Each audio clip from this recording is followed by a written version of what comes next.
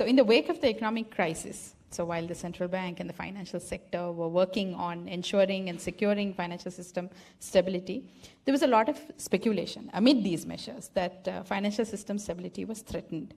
So Governor spoke about many of the challenges that the financial system faced. So if you can take us through some of the key policy reforms that have been implemented since then to sustain stability across the financial system. Thank you and good evening. So as was described, yes, in 2022, we really faced this challenging time, and even the financial sector, basically the banking and the non-banking sector, and I think more it's on the banking sector, we were at a real difficult time, even having the rupee liquidity being stressed. But at the central bank, as normally as we do, we always take proactive measures. So since we were seeing this crisis situation, we first of all strengthened our emergency liquidity assistance and also our resolution action, and further going beyond that, like our preparedness for crisis and also crisis management. So that I think the first step was to bring about more empowerment to the central bank as a resolution authority, and we went in to bring new provisions, legal provisions, so that in case of any difficulty in any of the financial institutions under our regulation, that we could intervene in a more effective manner and with the short spell and provide some resolution action to minimize the impact. So therefore, there was a new act, really, it calls the Banking Special Provision Act, that was introduced and that was in place. In the same time, we also strengthened our deposit insurance scheme, because deposit insurance is there as a backstop, and that also we got some assistance from our multilateral agencies also, and we strengthened the provisions, the framework that was there, and also the data collection on that side.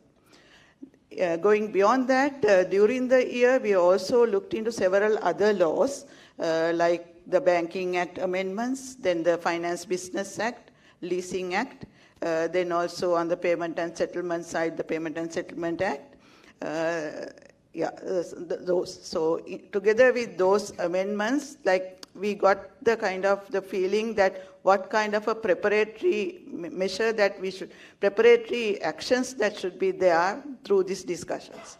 And again, with the Central Bank Act being implemented, there was the resolution authority reinstated through the Resolution Act, through the Central Bank Act, and more importantly, the macroprudential authority, because that builds the link between the economic situation and also the financial system stability.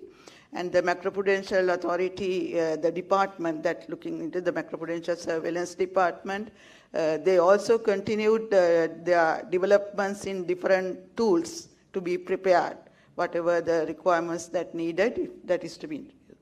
On a more microprudential side, both in the banking sector as well as in the finance, licensed finance business sector, there were some regulations like to kind of safeguard the capital and also liquidity, and ensure that there is adequate buffers that we have built up, because what is most important is to have these buffers, strong buffers, so that because of any stress situation, there is resilience.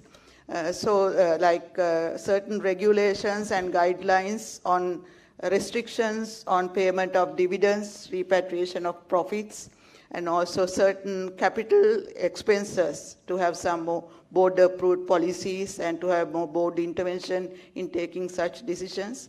These were some microprudential measures, and few others were also listed in the presentation.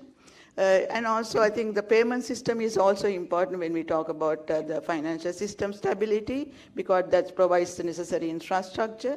So there again, during the last year, several measures were kind of brought in to strengthen the infrastructure and also to facilitate more digital payments by way of maybe bringing down certain costs, expanding the frameworks, and having more interactions with the public to make them aware about the proper use, safe use, and also the conveniences of this.